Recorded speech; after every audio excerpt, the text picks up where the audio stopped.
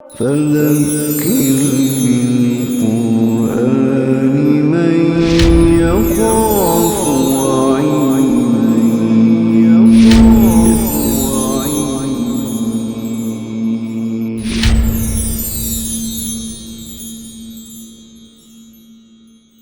بسم اللہ الرحمن الرحیم۔ الف لام میم غلبت الروم۔ الف لام میم رومی مغلوب ہو گئے، فی ادنی الارض قریب کی سرزمین میں، وہم من بعد غلبہم سیغلبون اور ان قریب وہ جلد ہی غالب ہو جائیں گے۔ جیسے ماضی قریب تک دنیا پر دو سپر پاورز رہیں، امریکہ اور رشیا، ایسے ہی نبی اکرم صلی اللہ علیہ وسلم کی جب تشریف آوری ہوئی تو اس وقت دو سپر پاورز تھیں بالکل عرب کے ساتھ۔ ایک سلطنت روما تھی، رومن امپائر جو عیسائی تھے، اور دوسری ایرانی سلطنت تھی، سلطنت فارس جو آتش پرست تھے، مشرک تھے۔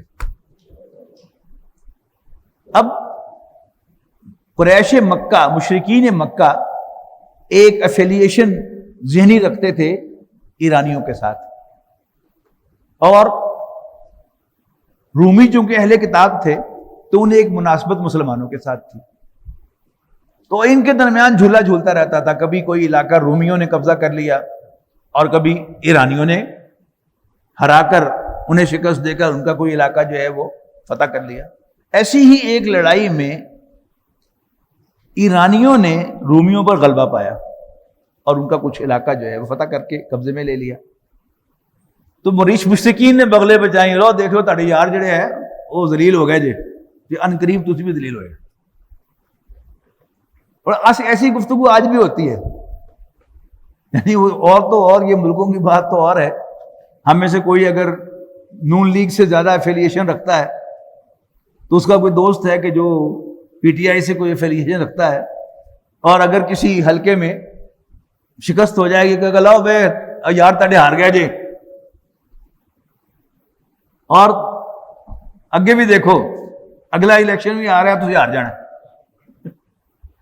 تو یہ ایک عام سی گفتگو ہے جو مکے کے اندر ہوئی، لیکن اللہ تعالیٰ نے اس کو پسند نہیں کیا کہ میرے نبی اور ان کے ساتھیوں کا یوں مذاق اڑایا جائے، لہذا سورہ روم نازل ہوئی اور مسلمانوں کو تسلی دی گئی کوئی نہیں یہ چند دن دی گل ہے، رومی مڑ کے غالب آن گئے۔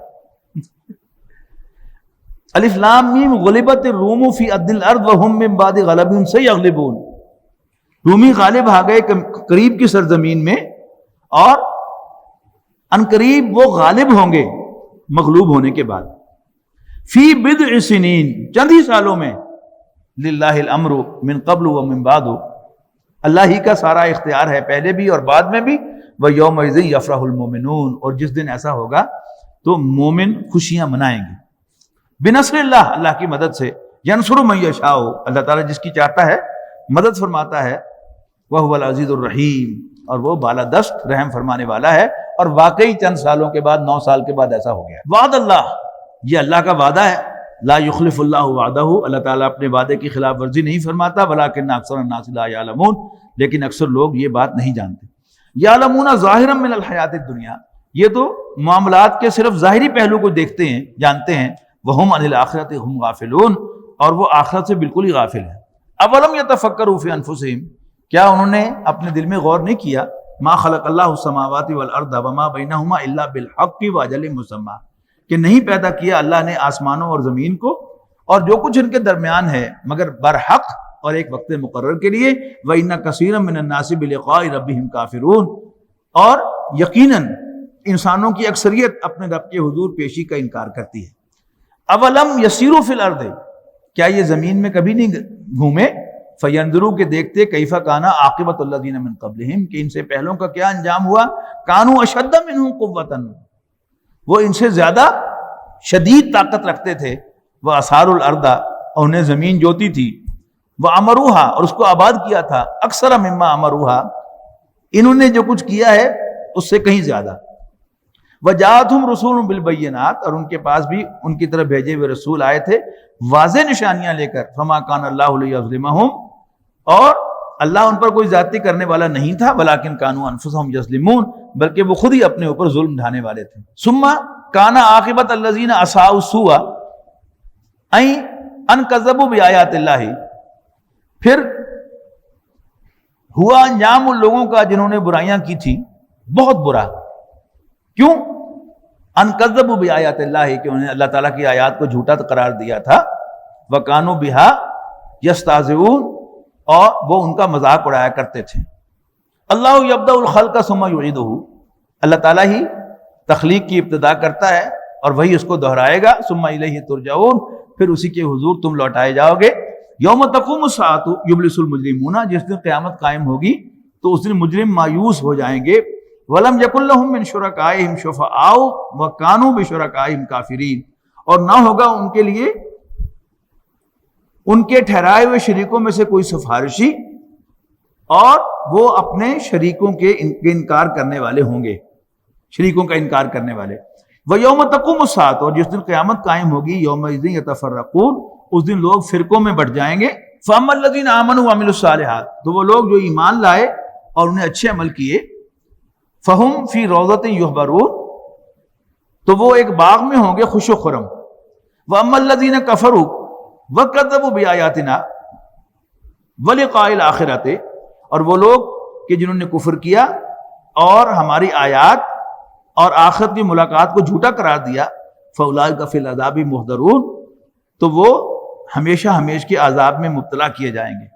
فَسُبْحَانَ اللَّهِ حِينَ تُمْسُونَ وَحِينَ تُصْبِحُونَ، اللہ پاک ہے شام کے وقت بھی اور صبح کے وقت بھی. وَلَهُ الْحَمْدُ فِي السَّمَاوَاتِ وَالْأَرْضِ، اور اسی کی حمد ہے آسمانوں اور زمین پر. وَعَشِيًّا، اور سپہر کو. وَحِينَ تُظْهِرُونَ، اور دوپہر کے وقت. يُخْرِجُ الْحَيَّ مِنَ الْمَيِّتِ، وہ زندہ کو نکالتا ہے مردہ میں سے. وَيُخْرِجُ الْمَيِّتَ مِنَ الْحَيِّ، اور مردہ کو نکالتا ہے زندہ سے. وَيُحْيِي الْأَرْضَ بَعْدَ مَوْتِهَا، اور زمین کو زندہ کرتا ہے اس کے مر جانے کے بعد. وَكَذَلِكَ تُخْرَجُونَ، اور ایسے ہی تم نکالے جاؤ گے. یہ قرآن مجید کی ایک بڑی خاص بات ہے، لیکن اکثر اس کی طرف توجہ نہیں ہوئی. قرآن مجید میں آپ غور سے دیکھیں گے تو جہاں اللہ تعالیٰ اپنی قدرتوں کا تذکرہ کر رہا ہوگا، ایک کے بعد دوسری قدرت، دوسری کے بعد تیسری، تیسری کے بعد چوتھی، ہم اسی میں گم ہو جاتے ہیں کہ واہ توحید بیان ہو رہی ہے، اللہ تعالیٰ کی شان اور اس کی صفات کا تذکرہ ہو رہا ہے. لیکن اگر آپ جاری رکھیں گے اپنا مطالعہ غور سے تو آپ اس کنکلوژن پر پہنچے بغیر نہیں رہ سکتے کہ یہ سارا ذکر اللہ تعالیٰ کی قدرتوں کا نہیں، آخرت کا بیان تھا. کہ وہ اللہ جو یہ سب کچھ کر سکتا ہے، اس کائنات کو بنا سکتا ہے، ہواؤں کو چلا سکتا ہے، سورج اور چاند کو ڈیوٹیاں سونپ سکتا ہے، پتھر میں کیڑے کو پال سکتا ہے، اور یہ سمندر اور دریا اور یہ جنگلات اور یہ پھل، یہ سبزیاں اگا سکتا ہے. کیا وہ مردوں کو زندہ نہیں کر سکتا؟ ایسے ہی دیکھیں، یہاں بھی دیکھیں وَكَذَلِكَ تُخْرَجُونَ، ایسے ہی تم زمین میں سے نکالے جاؤ گے. وَمِنْ آیَاتِهِ، اور اس کی نشانیوں میں سے ہے ان خلقکم من تراب، کہ اس نے تمہیں مٹی سے پیدا کیا. ثم اذا انتم بشر تنتشرون، پھر یک یک تم بشر بن کر پھیلتے چلے گئے. وَمِنْ آیَاتِهِ، قرآن مجید میں اللہ تعالیٰ کی نشانیاں ہم پہلے پارے سے اس کے گلمپس دیکھتے چلے آ رہے ہیں، لیکن قرآن مجید میں اللہ تعالیٰ کی نشانیوں کا کثرت کے ساتھ بیان وہ آپ کو اسی مقام پر ملے گا. تقریباً 2 رکوع ہیں جن میں وَمِنْ آیَاتِهِ اس کی نشانیوں میں سے ہے، وَمِنْ آیَاتِهِ اس کی نشانیوں میں سے ہے، وَمِنْ آیَاتِهِ اس کی نشانیوں میں سے ہے. تو وَمِنْ آیَاتِهِ ان خلقکم، وہی تو ہے جس نے تمہیں پیدا کیا من تراب، مٹی سے. ثم اذا انتم بشر تنتشرون ومن آیاتہ ان خلق لکم من انفسکم ازواجا، اور اس کی نشانیوں میں سے ہے کہ اس نے تمہیں میں سے تمہارے جوڑے بنائے. زوج، اس کا انگریزی کا ایک لفظ ترجمہ ہے اسپاؤس، مرد اور عورت کے لیے، لیکن اس کا جو اصل مفہوم ہے زوج کا وہ کمپلیمنٹری ہے. اگر آپ کو یاد ہو کہ جیومیٹری میں ہم نے پڑھے تھے کمپلیمنٹری زاویے. یہ کون سے زاویے ہوتے تھے کہ آپ کو 90 ڈگریز چاہیے، 60 ڈگریز آپ کے پاس ہیں تو اس کا کمپلیمنٹری کیا کہلاتا تھا؟ 30 ڈگریز. مرد اور عورت سارے کام کر سکتے ہیں، وہ کام کے جو مردوں کے کام مشہور تھے عورتیں بھی کر رہی ہیں، ہوائی جہاز تک تو چلا رہی ہیں، اور کیا کرنا ہے آپ کو۔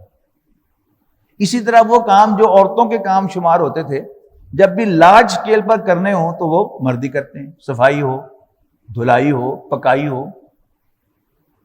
ایک کام ہے کہ جو نہ مرد اکیلا کر سکتا ہے اور نہ عورت اکیلی کر سکتی ہے، اور وہ کیا ہے؟ وہ افزائش نسل ہے، ریپروڈکشن۔ اس کے لیے مرد عورت کا محتاج ہے اور عورت مرد کی محتاج ہے۔ تو یہ دونوں کیا ہیں؟ یہ ایک دوسرے کے کمپلیمنٹری ہیں، زوج ہیں۔ اچھا، پھر مزے کی بات کیا ہے کہ ان دونوں کا اوریجن ایک ہی جیسا ہے، ایک ہی باپ اور ایک ہی ماں، اس سے بیٹے بھی پیدا ہو رہے ہیں اور بیٹیاں بھی پیدا ہو رہی ہیں۔ اللہ تعالیٰ کی کوئی چھوٹی قدرت کی دلیل تھوڑا، یعنی سائنٹیفکلی آپ دیکھیں تو مرد اور عورت یہ انٹائرلی ڈفرینٹ وجود ہیں، ان کا ہر سیل ایک دوسرے سے مختلف ہے۔ جسم کے وہ حصے کے جو آئیڈینٹیکل نظر آتے ہیں وہ بھی اصل میں آئیڈینٹیکل نہیں ہیں اگر ہم کروموسومز کے نقطہ نگاہ سے دیکھیں، لیکن بنتے ایک ہی طرح ہیں۔ تو وَمِنْ آيَاتِهِ أَنْ خَلَقَ لَكُم مِّنْ أَنفُسِكُمْ أَزْوَاجًا، اور اس کی نشانیوں میں سے ہے کہ اس نے تم ہی میں سے تمہارے جوڑے بنائے، لِتَسْكُنُوا إِلَيْهَا، تاکہ تم ان میں سکون پاؤ۔ میاں بیوی کا اللہ تعالیٰ نے ایسا تعلق رکھا ہے کہ اس کو شادی شدہ آدمی جو ہے وہ تو اپریشیٹ کر سکتا ہے، شاید غیر شادی شدہ آدمی کو کوئی اندازہ ہی نہیں کہ یہ ریلیکسیشن کیا ہے جو انسان کو ایک دوسرے میں ملتی ہے۔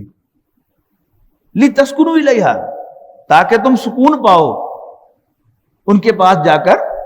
وَجَعَلَ بَيْنَكُمْ مَوَدَّةً وَرَحْمَةً، اور اللہ تعالیٰ نے تمہارے درمیان محبت اور الفت رکھی ہے۔ اللہ تعالیٰ کے بنائے ہوئے رشتے یہ ٹوٹ جاتے ہیں، بھائی بھائی سے جدا ہو جاتا ہے، ماں بیٹے سے، بیٹا ماں سے جدا ہو جاتا ہے، ماں باپ کو چھوڑ دیتا ہے، لیکن میاں بیوی کا اللہ تعالیٰ نے ایسا رشتہ بنایا ہے اور ان کے درمیان ایسی الفت رکھ دی ہے کہ یہ رشتہ جو ہے یہ ماں باپ اور بھائی بہنوں کے بعد بھی بعد چھوٹتا ہے۔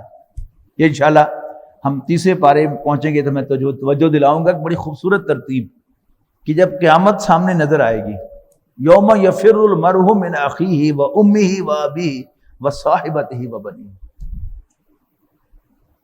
کہ اس دن ہر شخص دور بھاگے گا اپنے بھائی سے۔ سب سے پہلے بھائی چھوٹتا ہے، وہ امی و ابی، پھر ماں چھوٹتی ہے اور پھر باپ چھوٹتا ہے، اور پھر آخر میں میاں بیوی میں لڑائی ہوتی ہے تو بیٹے پر لڑائی ہوتی ہے، اور آخر انسان قیامت کے دن بیٹے سے بھی دور بھاگے گا کہ یا اللہ ان بھر کے جہنم میں چھوڑ دے، میرے میں چال۔ دنیا میں ہم اس کا تصور نہیں کر سکتے۔ تو اللہ تعالیٰ نے مرد اور عورت میاں بیوی کے درمیان ایک الفت رکھ دی ہے، کتوں دی عورت تے کتوں دا مرد۔ لیکن جب شادی ہو جاتی ہے تو اللہ تعالیٰ ان کے درمیان ایک ایسی محبت پیدا کرتا ہے کہ انسان ماں کو بھی اوپرے سمجھتا ہے، شاید وہ میری نہیں ہے، وہ شاید میرے ساتھ زیادتی کر رہی ہے، وہ شاید میرا گھر توڑنے کے در پہ ہے، لیکن بیوی کو اون کرتا ہے۔ یہ اللہ تعالیٰ کی چھوٹی نشانی تو نہیں ہے۔ وَمِنْ آیَاتِهِ، یعنی آپ اس پر ساری جگہ پر اپریشیٹ کریں، وَمِنْ آیَاتِهِ وَمِنْ آیَاتِهِ وَمِنْ آیَاتِهِ ان فی ذلک لآیات لقوم یتفکرون، یقیناً اس میں غور و فکر کرنے والوں کے لیے نشانیاں ہیں۔ ومن آیاتہ خلق السماوات والارض، اور اس کی نشانیوں میں سے ہے آسمانوں اور زمین کا پیدا کرنا، واختلاف السنتکم والوانکم، اور تمہاری بولیوں اور تمہارے رنگوں کا اختلاف۔ ان فی ذلک لآیات للعالمین، یقیناً اس میں نشانیاں ہیں سارے جہان والوں کے لیے۔ ومن آیاتہ منامکم باللیل، اور اس کی نشانیوں میں سے ہے تمہارا رات کو آرام کرنا، تمہارا رات کو سونا۔ یہ نیند بھی اللہ نے کیا چیز بنائی ہے؟ آپ تھکے ہوئے ہیں دن بھر کے اور آپ کو ایک اونگ آ گئی، 5 منٹ آپ کی آنکھ لگ گئی تو آپ نئے سرے سے بالکل فریش ہو کر اٹھ جاتے ہیں۔ اس کو بھی نشانی قرار دیا ہے۔ وَمِنْ آیَاتِهِ مَنَامُكُمْ بِاللَّيْلِ والنہاری وابتغاؤکم من فضلہ، کی فضلہ ہی تمہارا رات کو سونا اور دن کو تمہارا اللہ کا فضل تلاش کرنا. ان فی ذلک لآیات لقوم یسمعون، یقیناً اس میں نشانیاں ہیں بڑی سننے والوں کے لیے. ومن آیاتہ یریکم البرق خوفا وطمعا وینزل من السماء ماء فیحیی بہ الارض بعد موتها ان فی ذلک لآیات لقوم یعقلون. قرآن مجید میں جا بجا اللہ تعالیٰ کی نشانیوں کا تذکرہ ہے، اور یہ بات کہی جاتی ہے کہ یہ نشانیاں کن کے لیے ہیں. یہ کوئی 20-25 سال پرانی بات ہے. نیپا لاہور میں میرا ایک لیکچر تھا سورۃ آل عمران کے آخری رکوع کی آیات پر. اس میں یہی مضمون آیا ہے کہ ان فی خلق السماوات والارض واختلاف اللیل والنہار لآیات لأولی الالباب، یقیناً آسمان اور زمین کی تخلیق اور رات اور دن کے آگے پیچھے آنے میں الباب والوں کے لیے نشانیاں ہیں. عام طور پر ترجمہ اس کا کیا جاتا ہے عقل والوں کے لیے نشانیاں ہیں، سمجھ بوجھ والوں کے لیے نشانیاں ہیں. اس کورس میں شیخوپورہ کے ڈپٹی کمشنر بشیر حسین طاہر صاحب بھی تھے. بڑے انٹلیکچوئل آدمی تھے، جنگ کے کالم نویس بھی تھے. آپ اس سے اندازہ لگائیں کہ دانشوروں میں سے تھے. تو انہوں نے مجھ سے ایک سوال کیا. انہوں نے کہا کہ آپ نے ہمیں بتایا کہ اس میں عقل مندوں کے لیے نشانیاں ہیں، لیکن ہمارا تجربہ اس کے برعکس ہے. جو ویل نون عقل مند لوگ ہیں انہوں نے بہت سے نام لیے، 2 مجھے یاد رہے، برٹن رسل اور شیکسپیئر، اور بھی بہت سے نام انہوں نے لیے. ان کو تو یہ نشانیاں نظر نہیں آئیں. قرآن مجید کہہ رہا ہے کہ عقل مندوں کے لیے نشانیاں ہیں. تو اس نے کہا جی آپ کی گفتگو سے مجھے اندازہ ہوتا ہے کہ آپ میرے سوال کا جواب دے سکتے ہیں. پلیز جب نیکسٹ ٹائم آپ آئیں تو میرے اس سوال کا جواب بھی لے کے آئیں. 1 ہفتے کے بعد پھر میرا لیکچر تھا. کوئی ایسی کتاب تو میرے علم میں نہیں تھی کہ جس میں اس کا جواب ہو. بہرحال ہفتہ بھر یہ سوال میرے ذہن پر سوار رہا. آخر اللہ تعالیٰ نے بھی رہنمائی کی تو میں نے یہ نوٹ کیا کہ قرآن مجید میں ایک پورا پروفائل دیا گیا ہے کہ نشانیوں کو کون اپریشیٹ کرتا ہے. یہ پروفائل جو ہے یہ یعنی 3 کے سیٹ ہیں. اگر ان کو سامنے رکھیں تو پھر یہ سارا مسئلہ جو ہے وہ حل ہو جاتا ہے کہ یہ جو کوالیفائی کرنے والے لوگ ہیں ان کے اندر وہ سب کوالٹیز ہوں تو وہ نشانیوں کو اپریشیٹ کرنے کے لیے کوالیفائی کرتے ہیں، ورنہ وہ نشانیوں کو اپریشیٹ نہیں کر سکتے. اس میں جو پہلا 3 کا سیٹ ہے اس میں ہے کہ ان فی ذالک لآیات لأولی الابصار، آنکھوں والوں کے لیے اس میں نشانیاں ہیں.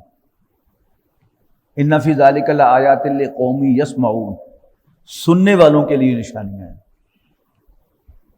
کان سے سن کر اور آنکھ سے دیکھ کر ہم ڈیٹا کلیکٹ کرتے ہیں اور پھر ہمارا وہ ڈیٹا جا کر دماغ میں پروسیس ہوتا ہے. دماغ پروسیسر ہے نا، اور پھر ہم انفر کرتے ہیں کہ اچھا میں نے یہ سنا، میں نے یہ دیکھا، اچھا یہ جمع یہ، پھر اس کا مطلب یہ ہو گیا. یہ کیا ہے؟ یہ قوم یتفکرون ہے، غور و فکر کرنے والے لوگ. جس شخص میں یہ 3 چیزیں انٹیکٹ نہیں ہیں، اندھا ہے تو ظاہر ہے اس کی انفارمیشن جو ہے وہ محدود ہوگی. آواز کو سن کر وہ کچھ اندازے لگائے گا لیکن پتہ نہیں کس حد تک وہ صحیح پکچر بنائے گا، کس حد تک نہیں بنائے گا. اور صرف آنکھ سے دیکھ رہا ہے، زبان سے کان سے سن نہیں رہا، اس کی بھی انفارمیشن جو ہے وہ آدھی ہوگی. لہذا جو انفارمیشن ہوگی اس کے پاس اسی پر غور و فکر کرے گا، پروسیس کرے گا. اگلا جو سیٹ ہے وہ ہے ان فی ذالک لآیات لکل صبار شکور، یقیناً اس میں نشانیاں ہیں صباروں کے لیے. صبار صبر سے بنا ہے، اور صبر کے 2 مفہوم ہیں. انگریزی میں اگر میں کہوں تو ایک ہے پیشنس اور دوسرا ہے پرسویرنس یا انڈیورنس یا اسٹیڈ فاسٹنس. یہ اسٹیڈ فاسٹنس کیا ہے؟ ورڈزورتھ کے ایک سٹینزے میں آپ کو یہ پورا مفہوم مل جائے گا. Not gold, but only men can make a people great and strong. Not gold, but only men can make a people great and strong. Men who for truth and honor's sake steadfast and suffer long. کہ سونا اور چاندی یا دولت نہیں، بلکہ وہ کردار کسی آدمی کو عظیم بناتا ہے کہ جس میں استقامت ہوتی ہے.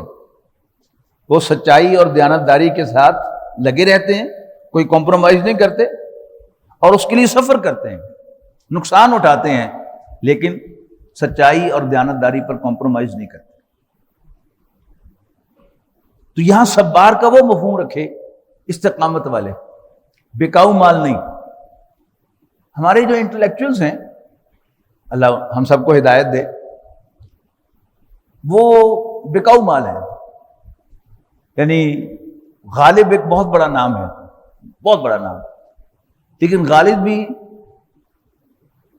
درباری شاعر بن گیا. درباری شاعر کا مطلب کیا ہوتا ہے؟ بادشاہ کے قصیدے پڑھنا. اور بادشاہ قصیدوں کے قابل ہوتے ہیں کبھی؟ تو ان فی ذالک لآیات لکل صبار شکور، شکر گزاری. میں نے آپ کو پرسوں ہی شاید بتایا تھا امام ابو حنیفہ رحمۃ اللہ علیہ کے بارے میں کہ وہ ایک حجام کو اکثر کہتے تھے کہ میرا استاد ہے. ایک دن ریلیکس موڈ میں تھے تو ان کے شاگرد نے پوچھ ہی لیا کہ آپ نے اس سے کون سی کتاب پڑھی تھی، کون سی حدیث پڑھی تھی؟ تو انہوں نے کہا کہ جب میں چھوٹا تھا اس کے پاس بال کٹوانے گیا تھا تو میں اس کے سامنے ایسے بیٹھ گیا کہ میں نے اپنی بائیں طرف اس کی طرف کر دی. اس نے کہا نہیں بیٹا، پہلے دائیں طرف سے بال کٹواتے ہیں. تو اس نے مجھے ایک سبق پڑھایا تھا، میرا استاد. یہ کیا ہے؟ کسی کا احسان ماننا. آپ راستہ چل رہے تھے، کسی نے رک کر آپ کو راستہ دے دیا، آپ اس کا احسان مان لیں، یوں کر کے ہاتھ کھڑا کر کے شکریہ ادا کر دیں، آپ کا بگڑے گا کچھ نہیں. لیکن سچ پوچھئے آپ کو ملے گا بہت کچھ. کسی نے آپ کے بیٹے نہیں صحیح، آپ کی بہو نہیں صحیح، آپ کی بیوی نہیں صحیح، آپ کو ایک کپ چائے کا بنا کے دے دیا، اس کو اپنی فتح نہ سمجھیں، شکریہ ادا کر دیں اس کا. شکریہ بیٹا، شاباش بیٹا. کچھ نہیں بگڑے گا آپ کا، لیکن ملے گا بہت کچھ. تو صبار اور شکور. ہمارے انٹلیکچوئلز میں یہ بھی ایک بہت بڑی خامی ہوتی ہے کہ وہ کسی سے کوئی بات سیکھی ہو تو اس کا اظہار نہیں کرنا چاہتے. یہی کہنا چاہتا ہے کہ یہ سب میرے غور و فکر کا نتیجہ ہے. تو پھر اللہ تعالیٰ بھی ان پر علم کے دروازے نہیں کھولتا. نشانیاں ان آنکھوں کے ساتھ دیکھتے ہیں نشانیاں، لیکن کیونکہ شکر ادا نہیں کرتے تو پھر اللہ تعالیٰ ان چیزوں کو ان کے لیے نشانیاں نہیں بناتا. یہ آسمان اور زمین اس کو دیکھتے ہیں، یہ ہوا میں معلق بادلوں کو دیکھتے ہیں، بارشوں کے برسنے کو دیکھتے ہیں، پرندوں کے چہچہانے کو دیکھتے ہیں، سنتے ہیں، پودوں کے پھوٹنے اور پھلنے پھولنے کو دیکھتے ہیں، شہد کی مکھیاں بنائے ہوئے شہد پیتے ہیں، کھاتے ہیں، گائے بھینس کا دودھ پیتے ہیں. لیکن کیونکہ شکر گزاری کی روش نہیں ہے، اس پر شکر ادا نہیں کرتے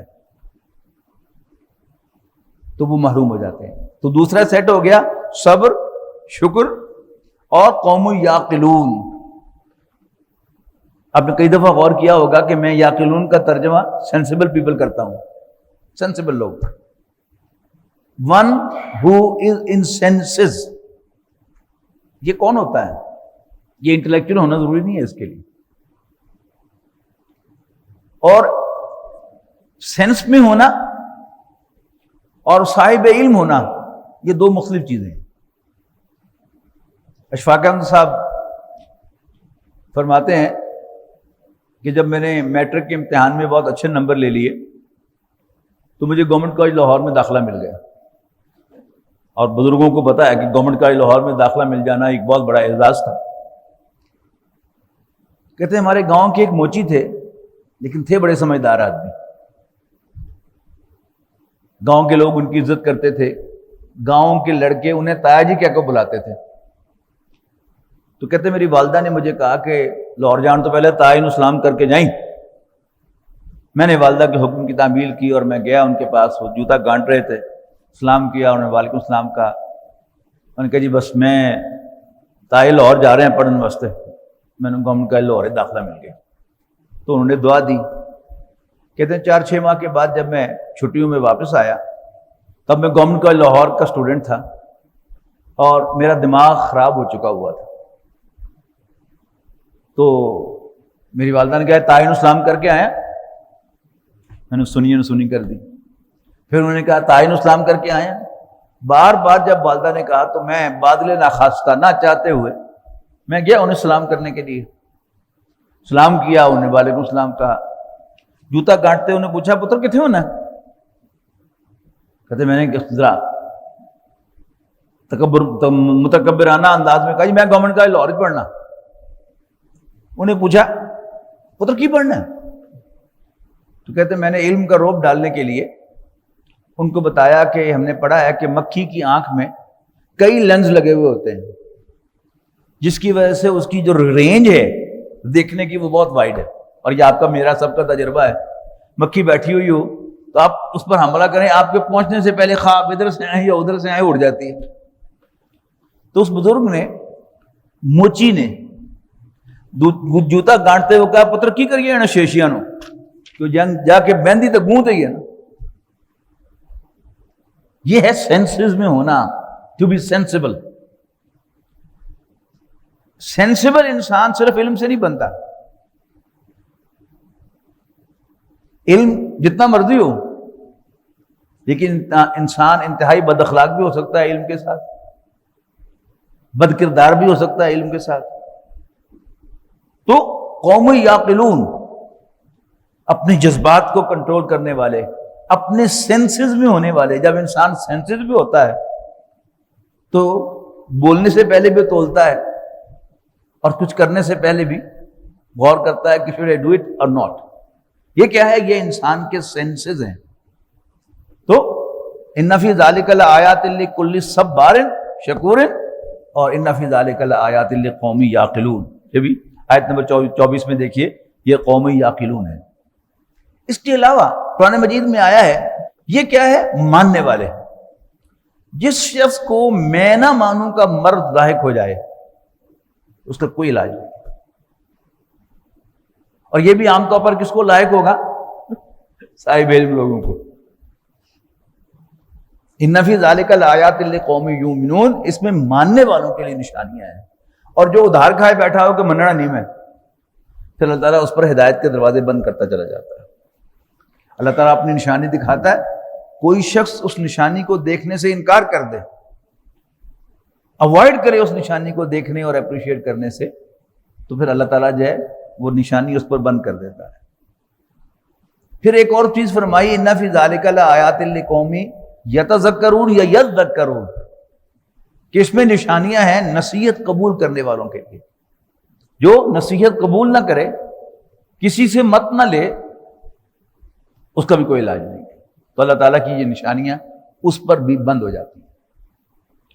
اور پھر الباب، ان فی خلق السماوات والارض واختلاف اللیل والنہار لآیات لأولی الالباب، الباب والوں کے لیے نشانیاں ہیں۔ الباب کے معنی دل، دل والوں کے لیے نشانیاں ہیں۔ ہم کل ہی سورۃ الشعراء میں پرسوں پڑھ کے آئے ہیں کہ حضرت ابراہیم علیہ السلام اپنے رب کے پاس حاضر ہوں گے قلب سلیم لے کر۔ کیا مطلب؟ صحیح سالم دل لے کر، جیسا وہ سورۃ نور میں جو پڑھا تھا بالکل چمکتا دمکتا شیشہ، جیسا دل وہ لے کر آئے تھے اللہ تعالیٰ سے ویسا ہی دل صاف ستھرا نیٹ اینڈ کلین وہ لے کر واپس اللہ تعالیٰ کے ساتھ حاضر ہو گئے. اور پھر ضمنی طور پر اسی دل سے متعلق انابت والا دل، قلب منیب، قلب سلیم، یہ سب یہ دل سے متعلق چیزیں ہیں. تو اللہ تعالیٰ ہمیں ان لوگوں میں شامل فرمائے جو ان نشانیوں کو اپریشیٹ کرنے کے لیے پری کوالیفائی کرتے ہیں. آمین یا رب العالمین. ومن آیاتہ یریکم البرق خوفا وطمعا، اور اس کی نشانیوں میں سے ہے کہ وہ دکھلاتا ہے تمہیں بجلی کی چمک ڈراتے ہوئے اور امید دلاتے ہوئے کہ بارش برسے گی. وَيُنَزِّلُ مِنَ السَّمَاءِ مَاءً، اور وہ آسمان سے پانی نازل کرتا ہے. فَيُحْيِي بِهِ الْأَرْضَ بَعْدَ مَوْتِهَا، پھر اس کے ذریعے سے مردہ زمین کو زندہ کرتا ہے. إِنَّ فِي ذَلِكَ لَآيَاتٍ لِقَوْمٍ يَعْقِلُونَ، یقیناً اس میں بڑی نشانیاں ہیں سینسیبل لوگوں کے لیے. وَمِنْ آیاتہ، اور اس کی نشانیوں میں سے ہے أَن تَقُومَ السَّمَاءُ وَالْأَرْضُ، کہ آسمان اور زمین قائم ہیں بِأَمْرِهِ، اس کے حکم سے. ثُمَّ إِذَا دَعَاكُمْ دَعْوَةً مِّنَ الْأَرْضِ إِذَا أَنْتُمْ تَخْرُجُونَ، اس کی نشانیوں میں سے ہے کہ اس نے قائم کیا ہے آسمان اور زمین کو اپنے حکم سے، اور پھر جو ہی بلائے گا وہ تمہیں ایک ہی دفعہ زمین سے نکلنے کے لیے تو فوراً تم نکل پڑو گے. یہ دیکھیے آخرت کا ذکر آ گیا نا. وَلَهُ مَنْ فِي السَّمَاوَاتِ وَالْأَرْضِ، اور اسی کا ہے سب کچھ جو آسمان اور زمین میں ہے. كُلُّ لَهُ قَانِتُونَ، سب کے سب اس کے فرما بردار ہیں. وَهُوَ الَّذِي يَبْدَأُ الْخَلْقَ ثُمَّ يُعِيدُهُ، اور وہی تو ہے جو تخلیق کی ابتدا کرتا ہے. ثُمَّ يُعِيدُهُ، پھر وہی اس کو دہرائے گا. وَهُوَ أَهْوَنُ عَلَيْهِ، اور یہ اس پر بہت آسان ہے. وَلَهُ الْمَثَلُ الْأَعْلَى فِي السَّمَاوَاتِ وَالْأَرْضِ، اور اسی کی شان سب سے بلند ہے آسمانوں اور زمین میں. وَهُوَ الْعَزِيزُ الْحَكِيمُ، اور وہ بالا دست حکمت والا ہے.